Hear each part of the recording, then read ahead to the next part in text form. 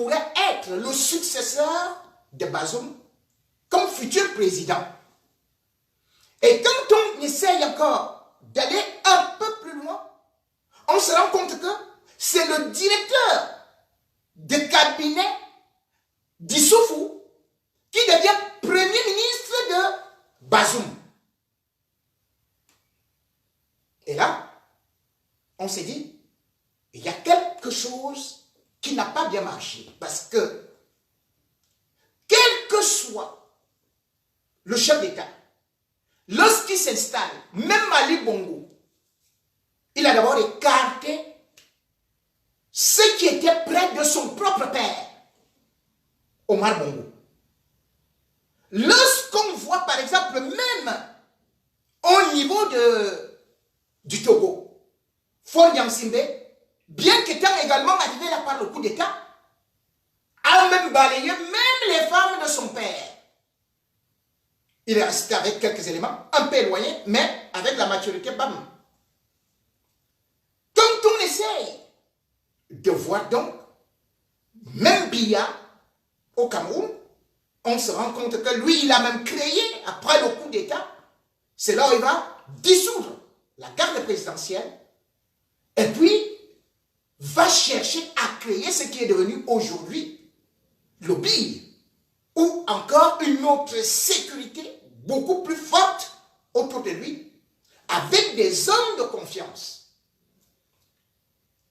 Ceci parce que les relations que je peux avoir avec X ne peut pas avoir les mêmes relations avec Y.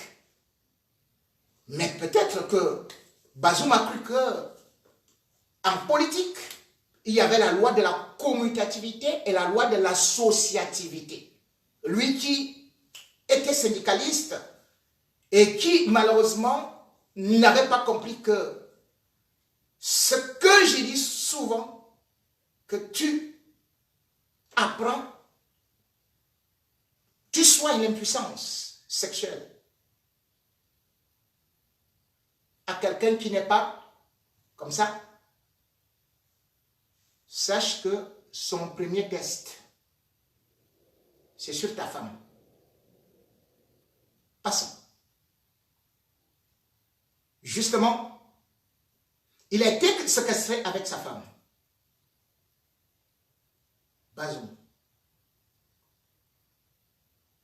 Et aussi avec son fils de 22 ans. Dans une petite pièce. Ça peut faire mal pour ces jeunes étudiants qui se retrouvent dans une situation très très grave alors que ils croyaient juste que c'était un jeu de billes. Mais comprend aujourd'hui la détresse de son père et de sa mère. C'est difficile pour sa fille, qui est maintenant à Paris et qui ne sait plus à quel sens se vouer.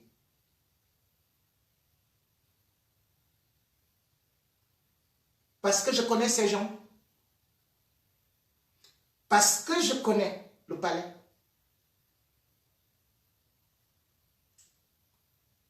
par solidarité,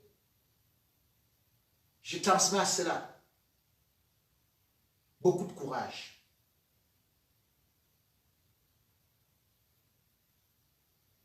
Je ne suis pas un ingrat. Et au-delà de ça, même étant journaliste, il faut toujours analyser des vraies situations. J'ai vu ce palais-là. Et je suis quand même inquiet. Parce que Bazoum aurait pu même être tué.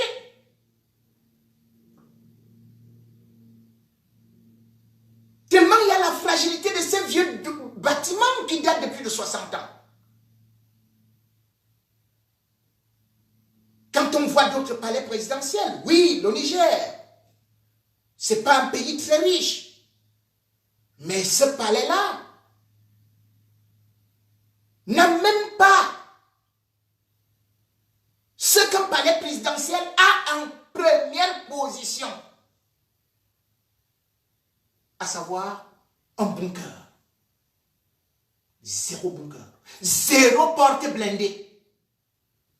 On entre comme dans une cathédrale, dans une épicerie. On ressort comme on veut, même s'il y a le contrôle là. Comment est-ce que chef d'État peut être aussi exposé? Et pourtant, en 2017, Issoufou avait annoncé la construction d'un nouveau palais présidentiel. On a annoncé qu'il y avait des architectes qui venaient du Maghreb, qui venaient de ceci et cela. Où est parti ce projet-là? Rien. En 2018, on a encore dit que puisque le palais présidentiel de Niamey est déjà trop vieux, on va le refaire. On va le refaire à 14 milliards. Je ne sais pas si les fonds ont été débloqués. Mais moi, je suis arrivé là-bas, je n'ai rien vu de refait. Ou plutôt, si ça a été fait, ça a été mal fait dans la mesure où, sans un bunker, pour sécuriser une famille présidentielle, ce n'est pas un palais présidentiel. Cela veut dire, n'importe qui peut se lever et faire un coup d'État. À tout moment, il faut être courageux pour être président au Niger. Si on est civil, et même si on est armé, un homme en tenue, il faut être courageux dans ces conditions-là. Il faut être courageux.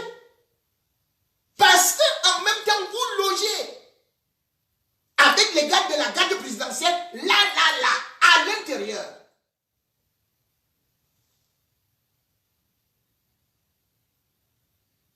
À côté, à 300 mètres, c'est l'ambassade des États-Unis. Et non loin de là, l'ambassade de France. Tiens. Quelle indépendance? N'a-t-on pas tiré les conséquences de ce qui s'est passé en Côte d'Ivoire avec Gbagbo? Ou à partir d'un tunnel de l'ambassade de France, on est arrivé dans la maison de Gbagbo. C'était donc pas prudent.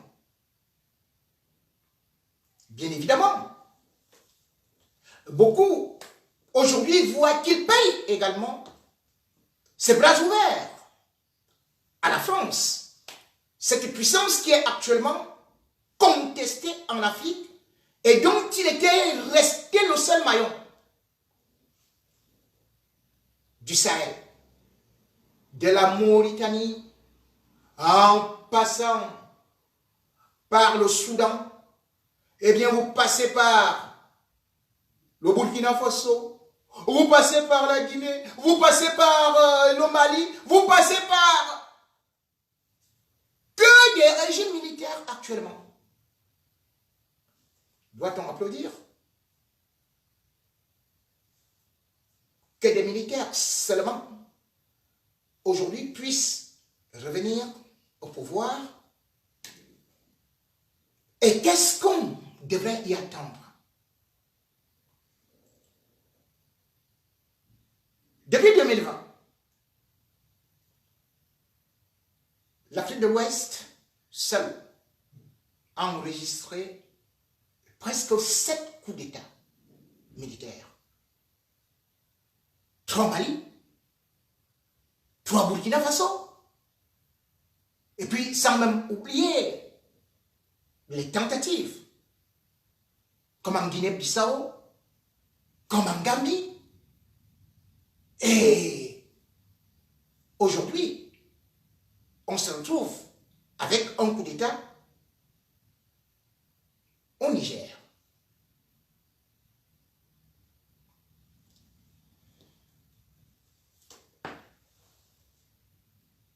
Beaucoup applaudissent dans la mesure où les drapeaux russes ont commencé à flotter parmi les manifestants. Hier, au début du coup d'État, c'était les manifestants pro-Bazoum qui étaient dehors et qui se dirigeaient vers le palais et qui ont été chassés. Immédiatement, comme nous sommes tournés comme à la direction du vent, on est maintenant content que Bazoum, agent de la France-Afrique, soit dégagé. Vive Poutine! Cliquons par toutes les rues, même si la Russie elle-même, par le truchement du porte-parole du ministère des Affaires étrangères, a demandé la libération rapide de Bazoum, même si les États-Unis, par le truchement du secrétaire d'État américain, a aussi demandé cette libération immédiate, même si la France condamne et demande cette libération et a d'ailleurs fait venir un avion alors que les frontières sont bloquées, fermées, un avion de type M400 aux alentours de 6 heures, même si l'Union européenne, la CEDEAO, l'Union africaine peuvent condamner à l'unisson. Nous connaissons déjà la chanson. Ça finit toujours par être consommant coup d'État. Mais, et il y a une leçon. C'est aussi la perte de l'influence de la France en Afrique. Cette France, qui longtemps était restée presque seule maître des opérations, est en train de s'en aller de façon un peu hontée, chassée du Mali, mal barrée au Burkina Faso et contestée en Guinée et aujourd'hui pratiquement en passe d'être écartée dans le Niger qui restait son véritable point de refuge avec 1500 soldats de la force Barkhane qui ont été virés du Mali et qui se sont repliés là avec leur matériel. Cette France-là, aujourd'hui, est en train de subir aussi les affres d'une jeune génération qui est montée,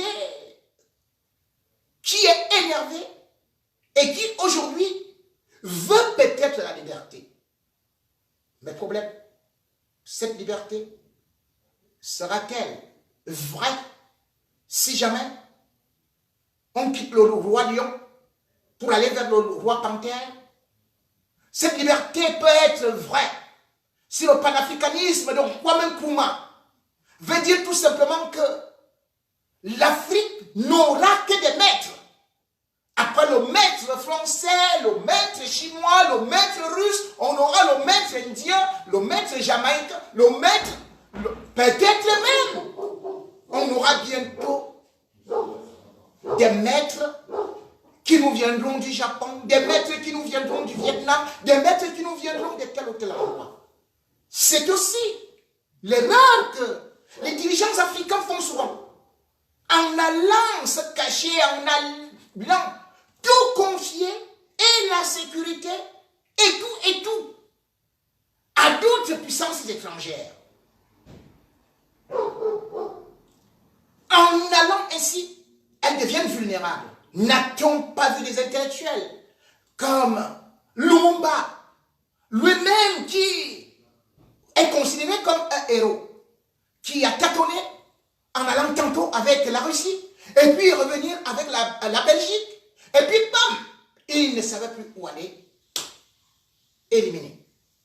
On a vu la même chose avec, par exemple, quelqu'un comme Kadhafi, qui, en guerre avec l'Occident, et subitement est devenu leur ami en allant même lier, embrasser Nicolas Sarkozy, financer sa campagne électorale alors qu'avant il était avec la Russie, il a couru vers l'autre côté en se disant maintenant je confie aussi ma sécurité à la CIA. En fin de compte, encore un coup d'État. Parce qu'il n'y a pas de souveraineté à ce niveau-là. Et pas n'importe quel coup d'État. Puisque cette fois-là, eh bien, il était abandonné. Ni la Russie, ni la Chine, ni personne ne venait plus autour de lui, et même les dirigeants africains, tels que le Gabon et consorts aux Nations Unies, avaient voté que allez bombarder. Voilà donc, malheureusement, là où les dirigeants africains ne savent pas comment danser, allant à gauche pour chercher à mettre, et puis virant à droite pour un nouveau maître, et puis rebifurquant à gauche pour un nouveau maître. Et pendant ce temps, les Africains, chaque fois, nous applaudissons chaque fois qu'un nouveau maître arrive.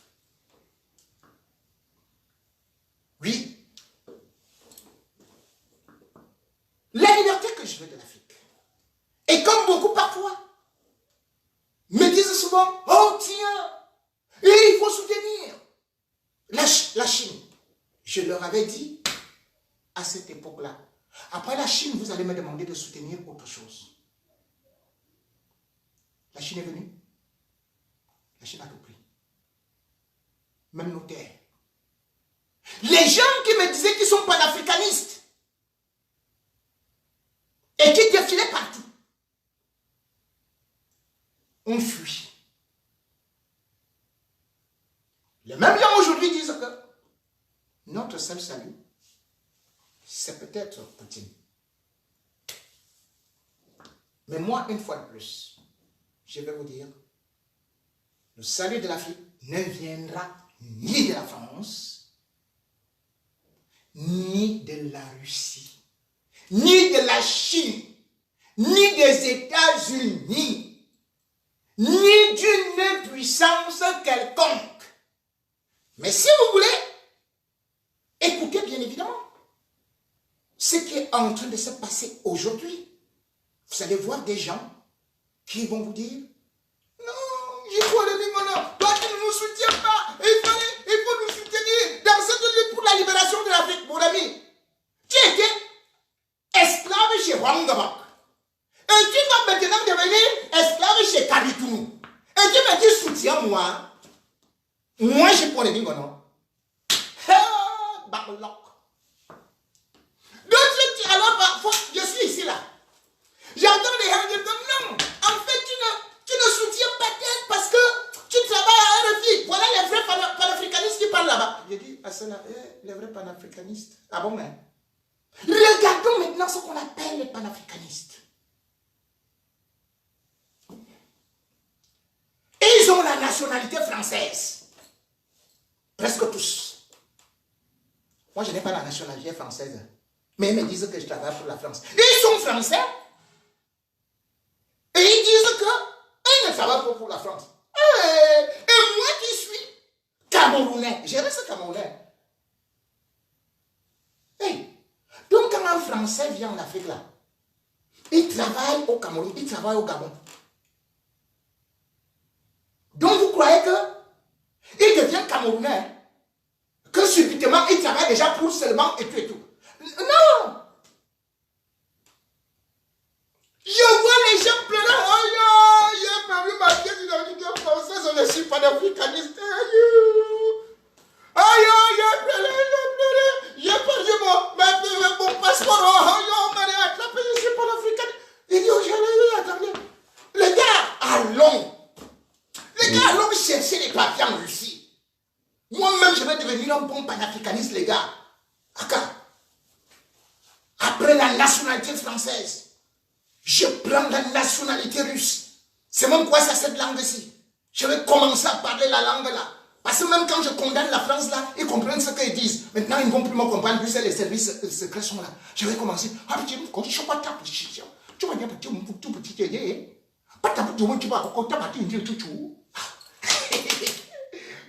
Je parle déjà russe.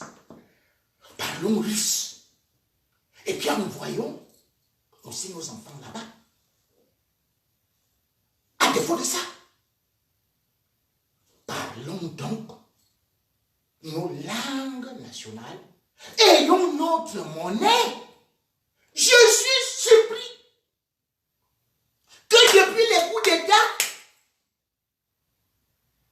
les Africains disent qu'ils viennent nous libérer. Et tout le temps, j'entends franc CFA, franc CFA, franc CFA, franc CFA. Mais le franc CFA, c'est l'argent de la France. Ouais. Et la France même utilise ça ici. Hein. Panafricaniste. Demandez aux chefs d'État qui vous disent qu'ils sont panafricanistes là. 1. D'abandonner la langue française. 2. De trouver leur monnaie. 3. De ne plus acheter les maisons ici. De ne plus envoyer leurs enfants faire les universités ici. Je salue mon ami Bikoro, François Bikoro, à Média d'Afrique, Afrique Média. Bikoro, il a appris que ton enfant devrait venir étudier en France. Tu cherches le visa. Bikoro, François Bikoro, mon cher ami. Comment tu dis que ta femme doit venir aussi ici? Je connais les démarches qui sont actuellement au niveau de l'ambassade de France et au niveau de beaucoup de tes amis. Hein? Mais non, soyez panafricanistes. Apprenons à étudier soit en Afrique. Apprenons nos langues. Yuwuya, bingo, kwari, wondo. Ce n'est ici qui me dit que quoi vous sont, quoi vous sont, what? Vous m'avez compris là. Et le problème, c'est que, quand on va même prendre nos langues, apprendre nos langues là, les Américains n'ont pas compris, les Saouans n'ont pas compris. Ce serait encore un problème. Et là, on va apprendre quoi? Peut-être on va apprendre l'anglais. Ah non, l'Angleterre, c'est une ancienne puissance coloniale. Non? Là encore, c'est un problème. On va même parler quelle langue là? On va parler chinois. Non. Les Chinois sont des Africains. Non, parlons russe. Pardon, aussi. Les Russes sont des Africains, les meilleurs Africains. Donc, c'est notre langue nationale. Bientôt. Donc, je parle de ceci juste pour dire, même aux chefs d'État africains, de ne plus nous mêler dans des mensonges.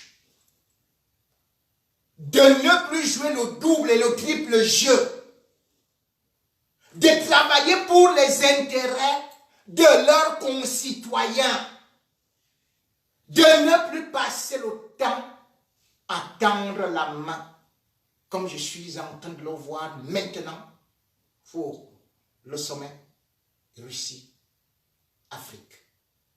Tant que nous le ferons, nous serons colonisés. Tant que nous le ferons, nous n'aurons pas notre dignité. Tant que nous le ferons, nous n'aurons pas notre liberté. La liberté, ce n'est pas aller s'attacher à un autre roi qui te transforme en valet et qui te dit, nous sommes dans le monde du gagnant-gagnant. Depuis quand le chat et la souris s'unissent et deviennent gagnants-gagnants? Si vous croyez en ça, sachez que vous êtes dans ce qu'on disait, le corbeau et le renard. Et c'est ça, les relations bilatérales, multilatérales, internationales.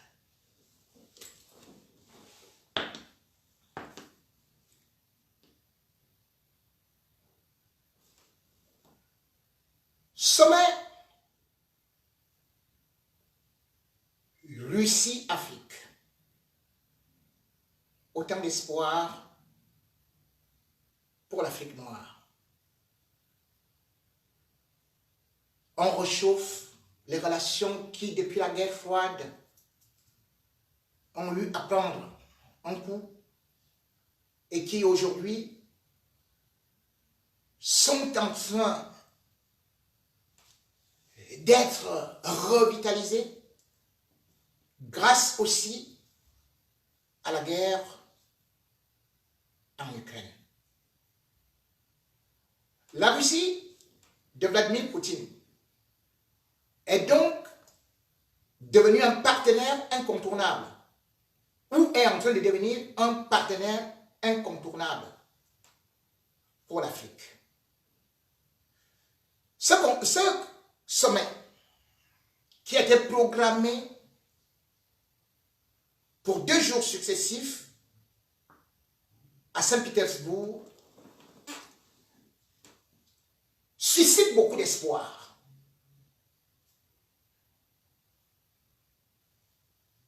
Et d'ailleurs, en ouverture à ce sommet, Vladimir Poutine, Papa Noël, a encore promis beaucoup de choses à l'Afrique noire. Nous aurons, ah oui, entre 25 000 et 50 000 tonnes de blé gratuitement, a déclaré Vladimir Poutine. Applaudissons! Et l'affaire est terminée. Ah non, tiens, Vladimir Poutine dit que c'est seulement pour 6 pays. Ces 6 pays, c'est le Burkina Faso, c'est le Zimbabwe, c'est la Somalie, bref. Il n'y a pas les pays de l'Afrique centrale qui sont cités dedans. Et puis, Vladimir Poutine nous a quand même promis de venir aussi avec de la technologie. Ça, c'est une très très bonne chose. Pour pouvoir rebooster notre agriculture, on aura bien évidemment une agriculture mécanisée qui permettra à l'Afrique d'atteindre son autosuffisance alimentaire. Hurrah! Nous voulons les machines. Oui, parce qu'il y a un proverbe chinois qui dit, eh bien, ne donnez pas du poisson à l'enfant, mais apprenez-lui à pêcher. Tiens, on va nous donner les machines pour l'agriculture. Papa, c'est pas une nouveauté ça. Vous vous rappelez quand même que Paul Biya, pour le commissaire pastoral, est parti prendre les machines, les tracteurs. En Inde, ces tracteurs sont dans la brousse. Le transfert des technologies, ce n'est pas ce dont se soucient les chefs d'État africains. C'est d'aller mendier le blé. C'est d'aller mendier l'annulation des dettes. Et puis, Vladimir Poutine a dit, je vais annuler une dette de 680 millions à la Somalie. Waouh! Et les autres alors? Non, on va voir après. Je vais annuler ça. Bien, bien. Et derrière ça, bien évidemment, il y a la coopération militaire pour lutter contre le terrorisme. D'où viennent les terroristes? D'où sortent les terroristes? Eh bien, on fait le même tour. Les terroristes, ce sont d'abord les Africains qui maintenant luttent contre d'autres Africains avec les armes acquises à l'étranger. Ah! C'est ça là. Donc, les grandes puissances viennent nous vendre des armes. Nous, ce n'est pas pour lutter contre un pays européen ou asiatique ou américain. Nous là, quand un chef d'État africain prend les armes là, c'est pour dire à son armée, tu tires sur les manifestants, tu tires sur les opposants, tu tires sur les autres là, tu tires sur ceci. Voilà là où nous on part. Et parce que parfois il y a tellement la famine que certains n'ont pas d'issue, ils deviennent des coupeurs de route, terroristes. Parce que parfois certains défendent leur pétrole, comme ça que les dirigeants volent, ils prennent des armes, ils disent qu'on va voir ce qu'on va voir, ça devient des terroristes également. Ah voilà, nous fabriquons des terroristes et nous allons chercher des solutions à l'étranger.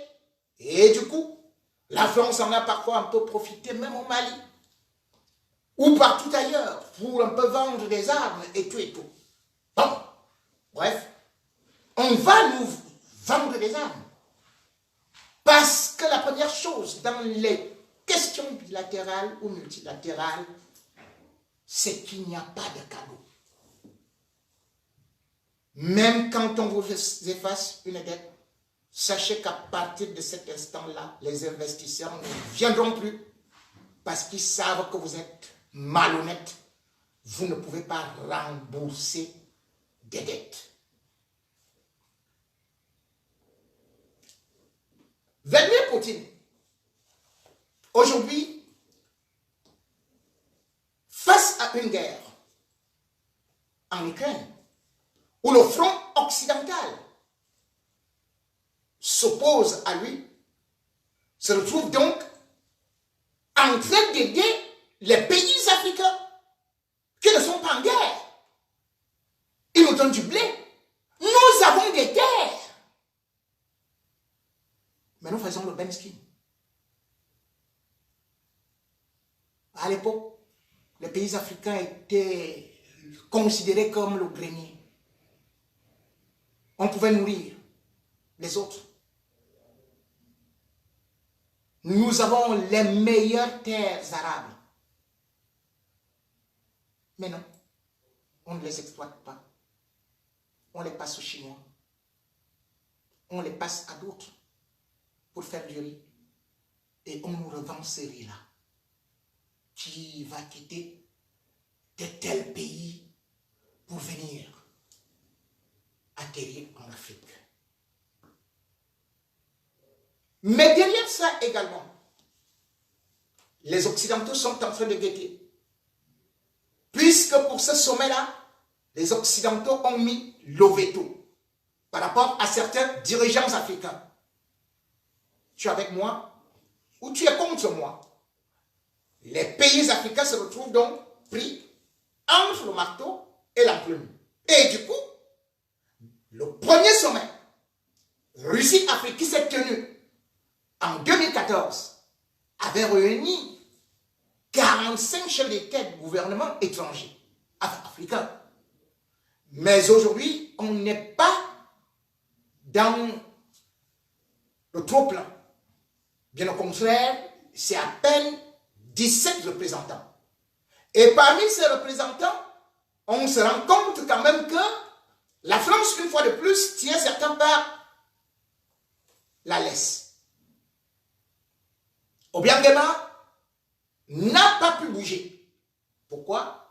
Il a envoyé son fils en disant, va là-bas. Toi, tu es déjà grillé. Donc, si ça se gâte là, oh, c'est pas moi-même qui suis parti. Toi-même va. Toi, tu es déjà grillé. Avec la France et tout et tout et tout là. Les Américains observent. Par ailleurs, au niveau du Tchad, on a dit à Mahamat, tu sais qui t'a installé, non? Tu fais ça là, allez, on relance la rébellion et on va aussi te dégager. Mahamat a dit à Poutine, je ne viens pas là-bas. Sassou Nguesso, pourtant qui entretient des relations longtemps avec la Suisse, se fait discret avec la Russie, autant pour moi, se fait discret. Il faut savoir quand même que le Congo, parmi tous ces pays-là, est presque le seul pays qui entretient des relations qui n'a pas rompu avec la Russie depuis au moins 52 ans. C'est là. Et d'ailleurs, avant même le sommet de Skopje, Sassou Nguesso avait été reçu par Vladimir Poutine. C'est pour vous dire. Mais aujourd'hui, lui-même aussi, il connaît comment est-ce que, pour arriver au pouvoir, eh bien, il est passé par Paris, il s'est réfugié ici, puis il a jonglé, il est arrivé là. Vous voyez que ce sont des gens qui jonglent pour partir. Et de l'autre côté, vous avez Faustin Archange Touadéra, qui ne parvient plus à payer les salaires, et qui officiellement, justement, dès 2018, parce que la France a voulu lui poser aussi un sale coup, en disant que nous retirons nos soldats, et bien Touadéra s'est retourné vers la Russie, il a pris Wagner. Et aujourd'hui, parce que presque à défaut de paiement, il est obligé de danser un pied à gauche, un pied à droite. Au sommet de Paris, il a couru. Alors qu'il disait que non, moi maintenant c'est le Sango Coin. Où est le Sango Coin? Il est toujours dans le franc CFA. Mais je ne comprends pas. Les super panafricanistes. Mais le franc CFA appartient à la France. Ça appartient à la BEAC, appartient à la France. Comme même la CEDEAO là, ils ne sortent pas de là. Ils gardent le franc CFA. Il vient à Paris. Il achète la maison à Lille. Sa femme vit à Lille. Et puis, il vient demander l'argent à Macron. Il demande à Macron, soutiens-moi pour la prochaine élection. Vous voyez comment est-ce qu'on est en train de danser. Et là, voilà qui court encore en Russie.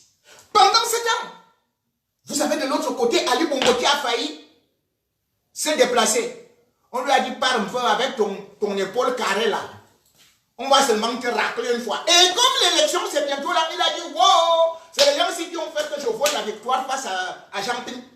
Donc, je ne peux pas partir. Lui, il est resté là-bas. Et, dans tout ça, le courageux donc, c'est qui? C'est Paul Biya. Paul Biya qui décide donc d'aller maintenant en Russie, alors qu'il l'avait boudé, parce que justement le ministre français était arrivé au Cameroun juste avant le sommet.